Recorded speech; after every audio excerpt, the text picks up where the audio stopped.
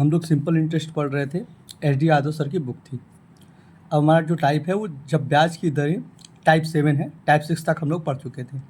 जब ब्याज की कई दरें हों, यानी कई रेट पे प्रिंसिपल अमाउंट दिया हो, जिसका क्वेश्चन देखते हैं।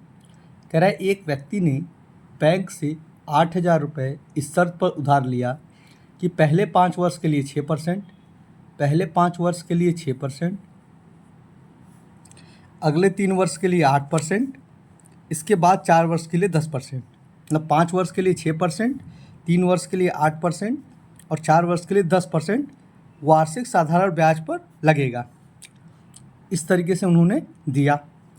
12 वर्ष के अंत में उधार लौटाए तो उसे कितना ब्याज देना पड़ेगा। तो अगर 12 वर्ष ख़त्म हो गया, जैसे 5 साल, 3 साल, 8 साल, 12 साल के बाद कितना ब्याज देना पड़ेगा।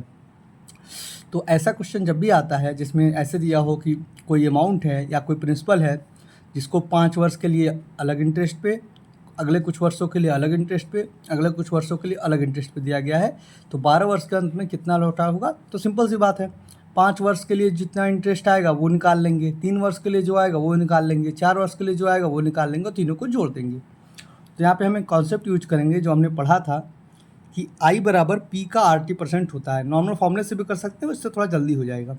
I बराबर P का RT% होता है। तो I बराबर P का RT। अब पहला कंडीशन क्या है, 5 वर्ष के लिए 6%, तो R6 टाइम 5, तो 5 छक्का 30, तो 8,000 का 30% प्लस अब 8,000 का 3 वर्ष के लिए 8% रेट पे, तो 8 3 24, 8,000 का 24%, फिर 8,000 का 4 वर्ष के लिए 10%, तो 40%। तो इस तरीके से 8,000 का टोटल कितना हो गया, 30, 40, 70 और 20 94%। तो 8,000 का 94%, 8,000 का 94%, तो 8,000 का 94% हो गया, तो 94/100 काट दिया, आ गया आंसर। तो इस तरीके से क्वेश्चन होगा।